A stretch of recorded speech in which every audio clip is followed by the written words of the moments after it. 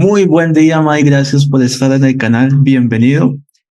Yo sé que has tenido todo el recorrido referente al tema de futuros proyectos en Dreamhaven, pero vamos a hablar un poco sobre hoy en día. El realismo gráfico es impresionante. A menudo, pues, cómo se pierde la identidad artística única de lo que va pasando el tiempo. Como usted siendo experimentado, veterano en el sector, ¿cómo equilibra Dreamhaven el uso de los gráficos de alta tecnología con la conservación de un estilo artístico? Porque eso conecta emocionalmente con los jugadores. Okay, I know Jhon said a lot, so I will try to resume out. And the question itself is how Dreamhaven meets the high graphic concept, but also with the personal touch of the artist. Because we know that sometimes, and you know as a veteran, that some video games now, not all, but some video games now, look, yeah, amazing graphics, but don't got that artistic feeling of the old times. So how Dreamhaven balance both aspects, the high graphic with the artistic and the approach of the creator. Hi. Well, first, thanks for having me. It's a pleasure to talk with you. When we think about when we thought about starting up a new company, Dreamhaven, we thought a lot about the kind of environment that we wanted to create for our development teams. And so the way that we structured Dreamhaven, I think, is very important. First, your founding team, our founding team at Dreamhaven, is a team of really ex-Blizzard developers that I know very well because I've worked with them for many, many years.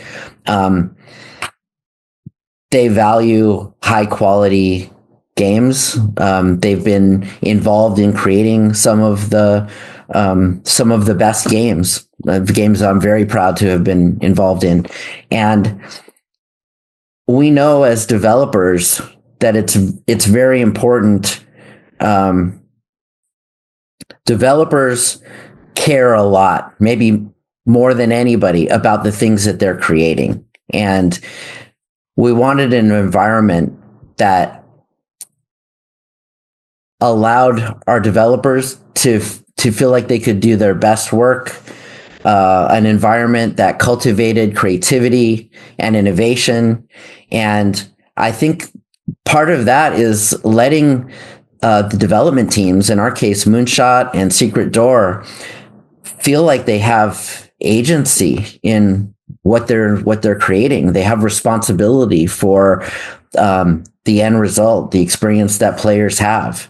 And so they're not working for Dreamhaven. They're working almost on behalf of the players, right? Because that's ultimately who will determine whether or not we're successful, is whether or not we create things that players care about. And you have to they have to be able to do that with enough space and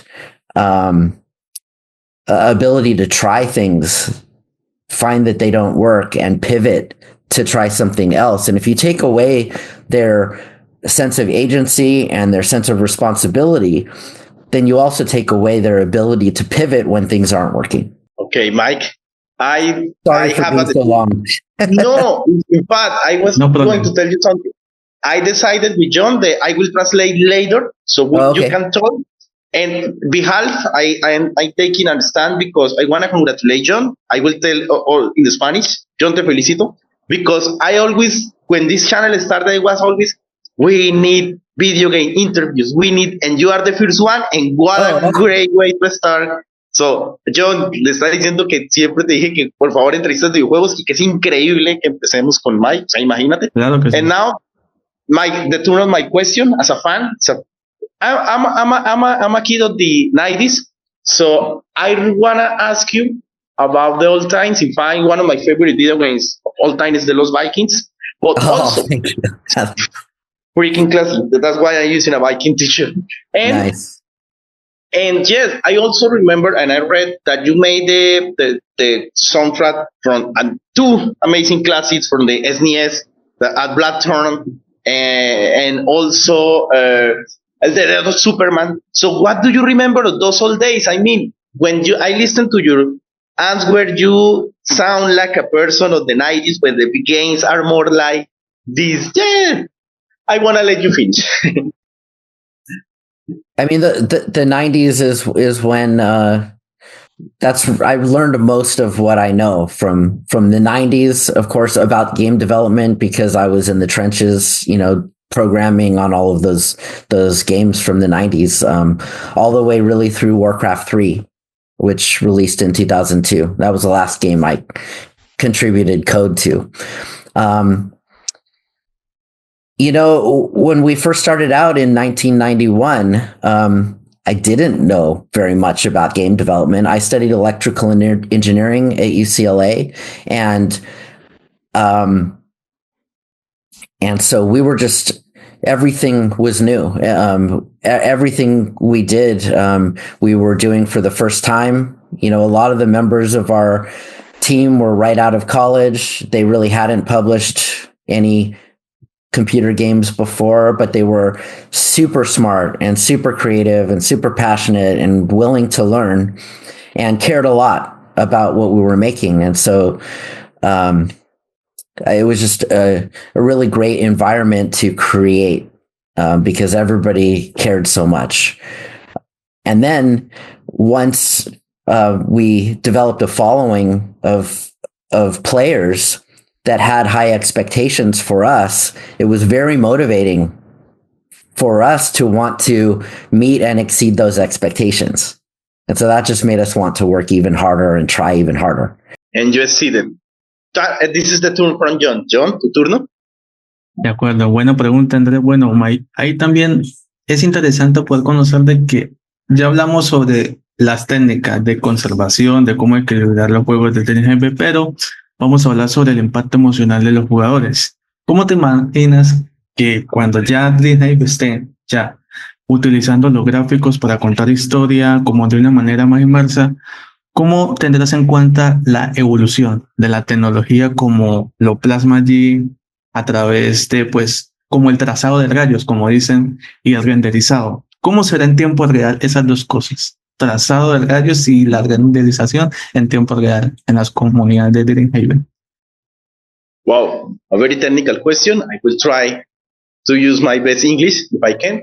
But Jhon is asking about, I will try. I know Jhon mentioned the rendering, yeah, but the use of rendering in real time when these games get developed. That's the thing I understand a little.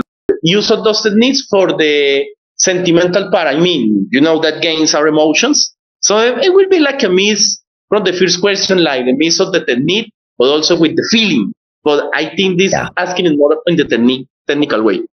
Yeah. So the two games that we're developing internally, from Secret Door and Moonshot, they're both, the games themselves are very different, but they're both set in brand new worlds that are original IP, original intellectual property created by these teams. And so the way that works is the teams spend time, talking amongst themselves and brainstorming the backstory of the world, the characters in the world, the motivations of the characters, and things like that. And so the designers and the artists are working very closely to come up with the artistic vision and feel of the world. And you'll see both of those games look very different. Of course, we've announced Sunderfolk, which is Secret Door's new game. And it's a very different look and feel from the game that Moonshot is making. But they both have a ton of creativity, and the world that they've created is very appropriate to the games that they're each making. We're using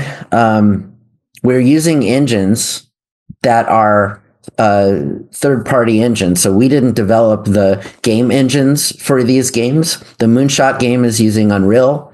and Secret Doors game is using Unity.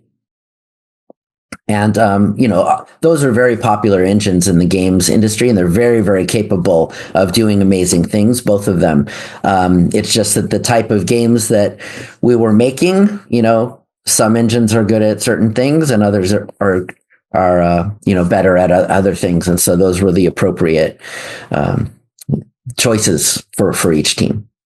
Hay algo importante, es que para poder explicarle al público, amantes de los videojuegos, de que Dreamhaven es formado por grandes líderes. Está la cabeza principal, que es Mai, que se ha caracterizado para poder construir comunidades, debido a que los juegos no se han lanzado formalmente todavía, pero cuando llegue va a ser un momento de éxito y siempre perdurero, en un mundo en que los gráficos pueden ser hiperrealistas, como lo son en las normas de los videojuegos.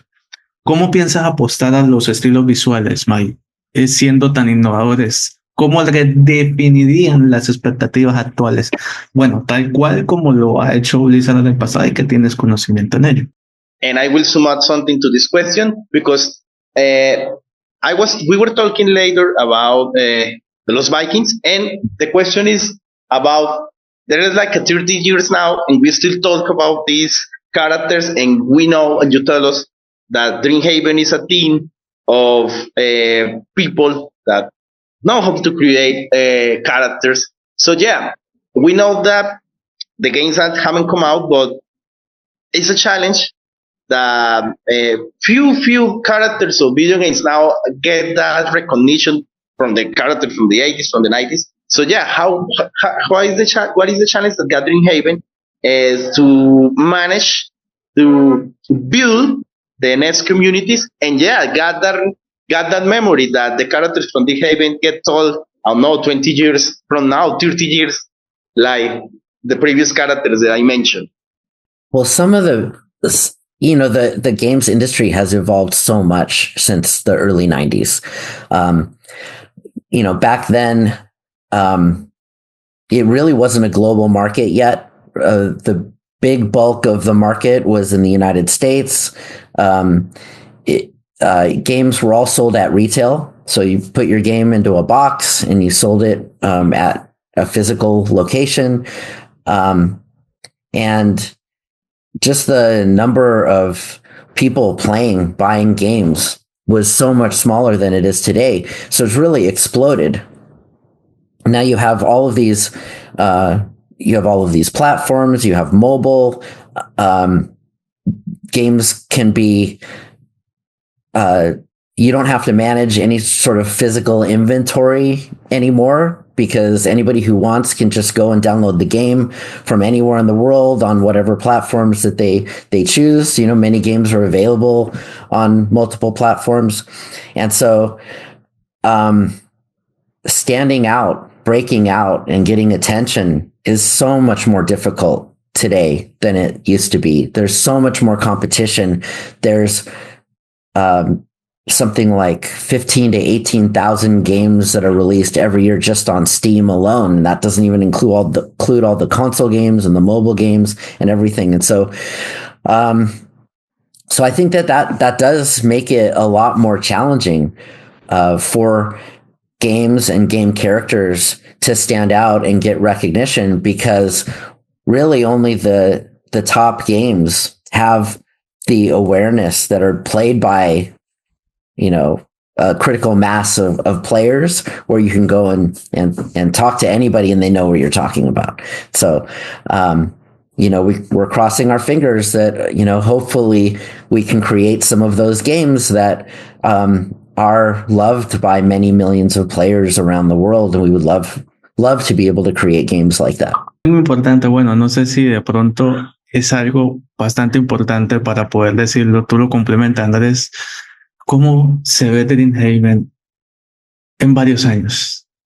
El sentimiento que va a tener los fans. Por ejemplo, en Colombia siguen tu trabajo bastante, en Latinoamérica, lo que es no solo Colombia, México, Chile. Entonces, ¿cómo es sentir ese abrazo de los fans al momento de, ya Dreamhaven en unos años? Y le agregaré algo sin mencionar. Okay. You know that the most important aspect I feel in this industry are the gamers, the fans. And it's crazy, no? Because you know how in the past Blizzard created like a mass phenomenon, not only with the gamers, but movies, in documentaries, in TV shows, in homages. So, and you know, the LAN parties were great, not only in the US, but here in Latin America. There are a lot of people that will be watching this interview. So, how do you imagine? I know it's crazy, but how do you imagine the Dreamhaven view for the fans, for the new fans? I don't know, like I was talking 20 years now, 30 years, 10 years. How do you imagine? Yeah, I think we try to take it one step at a time. So right now, we are working on our very first games, and the teams are really putting their heart and soul into these games. They're crafted with care and love, and we're very excited to make them available to players. Sunderfolk just spent 2 months in beta. So we had people, it was a very small beta, but we had people outside the company playing the game. And it's always scary when you do that, but I'm happy to report that the feedback was really positive. We got a lot of great feedback. There's some things we want to polish and fix, but in general, it really kind of reinforced our belief that we're onto something special with the game. And, we're looking forward to announcing the Moonshot game and also putting that into beta and letting players experience that game and hearing what they think. We're having a lot of fun playing it internally. But so that's a very exciting time. And right now, the future really depends on us making sure that the games we're making are great, and that they can attract an audience that also falls in love with these games. Okay, Mike, the last question is, ¿cómo define todo su trabajo en una palabra? Wow. Jhon always do this question, and I cannot wait to hear your answer. How do you define your word, your body of work, everything that we mention and we don't mention, in one word? Wow. That is super difficult. If I have to choose only one word, I think it has to be grateful. Grateful. I have been so fortunate in my career to have been able to work with such creative, talented people, to be able to work on so many really great games I'm so proud to have been part of. And I'm super grateful for the community and their support for all of these years. I mean, Blizzard had such a strong and supportive community that really cared about the games and the franchises that we created. And certainly they were very vocal when we weren't, if we didn't meet their expectations ever. But I appreciated that too, because I know that it came from a place of really caring, about what we were doing and providing feedback about that. And when we did meet those expectations, really, there's no better feeling than creating something, working really hard, creating something, and seeing millions of people around the world appreciate the care and attention to detail that went into the creation of those things. And maybe the best manifestation of that was when we got to attend BlizzCon each year and interact directly with the players and hear, their stories about how the games impacted their lives, and just the appreciation that they communicated with us, and I think it's very special. I'm super grateful to have been part of it. Okay, Mike, the camera is yours. Tell wherever, say, of course, send a big hi to wherever you want, to Colombia, to Latin America, to the world. Tell their social media so people stay more close to Dreamhaven. So the camera is yours. Go ahead. Okay. Well, first of all, thank you for having me. To everybody listening, and especially everybody who has supported games that I've been involved in over the years, all the Blizzard gamers out there, I want to thank you for your support. The team at Dreamhaven has been working for the past 5 years on creating some really special games.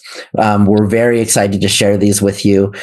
We've announced the secret door game, which is called Sunderfolk. It is a tactical RPG that uses two screen experience. So a main screen that's a shared screen, and a personal screen, which can be your phone or your tablet.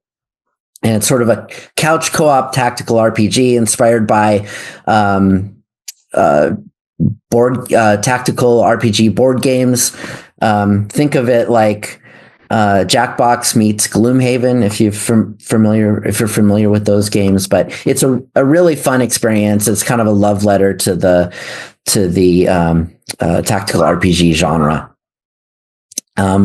We also are publishing some games that we didn't develop, and so the first of those is Lynked Banner of the Spark by a great developer called FuzzyBot, and that game is available in early access on Steam, and we'll have more information about all the stuff that we're working on at Dreamhaven very soon. And we're really excited to share it with you. But in the meantime, I just want to say thank you to all of you gamers out there who have been supporting us and are interested in what Dreamhaven is up to.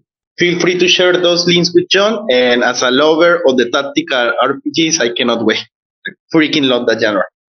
Jhon, te felicito. Bueno, como despedida, agradecerle primero a Ami por hablar conmigo, por la oportunidad, a Ann y bueno, también a Gilf por hacer posible este espacio. Y también, Mai, muchísimas gracias. Y hay muchos fans de Latinoamérica que amamos, sobre todo un saludo a Yasser, que ama lo que hace Mai. Así que saludo, Yasser. Y bueno, solo dígale eso, que gracias a todo el equipo de Dreamhaven y también a Mai. Repíteme. This is a thanks from Ami, from Ann y Gil.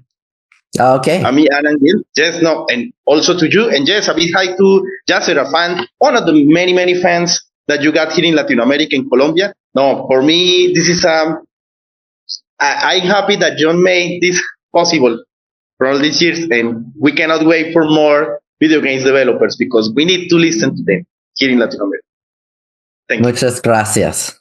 Muchas gracias. Mai. Thank you so much. God bless you. Great week. Thank you, Gil. Thank you, Mai. Thank you. Thank you, guys. Bye-bye. Okay. Take care. Thanks. Take care. Thank you. Take care.